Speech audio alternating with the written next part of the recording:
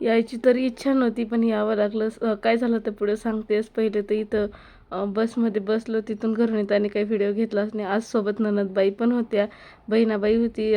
खूप गर्दी होती, त्याच्यामुळे व्हिडिओ काही घेतला नाही. डायरेक्ट बुलढाणा आल्यावरती बस स्टॉपवरच हा व्हिडिओ घेतला.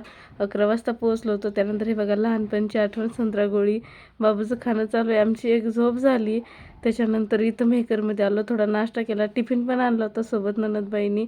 बटाट्याची चटणी आणि चपाती ते खाल्लं. त्याच्यानंतर हे बघा, रिक्षा केली आणि हा माणूस बघा बिचारा कोंबड्याला घेऊन चाललाय घरी विकत. त्याच्यानंतर इथं पोहोचलो राजगडला. हे बघा, हे आमचा एरिया माहेरचा.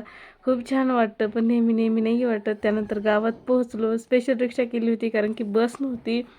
आणि ननदबाई पण सोबत आल्या. त्यांना मूळव्याधचा त्रास खूप आहे आणि माझे पप्पा औषध देतात. बऱ्याच लोकांना फरक पडतो, त्याच्यामुळे त्याही आल्या एवढ्या दुरून. हेच कारण होतं की आम्ही घरून आलो. त्या बोलल्या की मी एकटी जात नाही वहिनी, तुम्ही पण चला. मग त्यांच्यासोबत मला यावं लागलं. आणि हे बघा, आल्याबरोबर आमच्या बाबूने काढली गाडी आणि मित्रमंडळीसोबत लागला खेळायला. त्यानंतर आजी आली होती, आईची मावशी.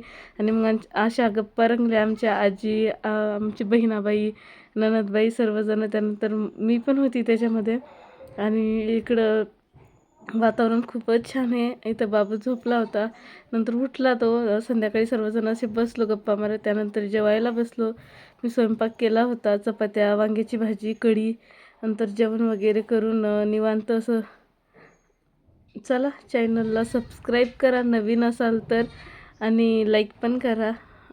त्याच्यानंतर जेवणं चालू झाले, सर्व सोबत जेवलो. भेटूयात पुढच्या ब्लॉगमध्ये, तोपर्यंत बाय.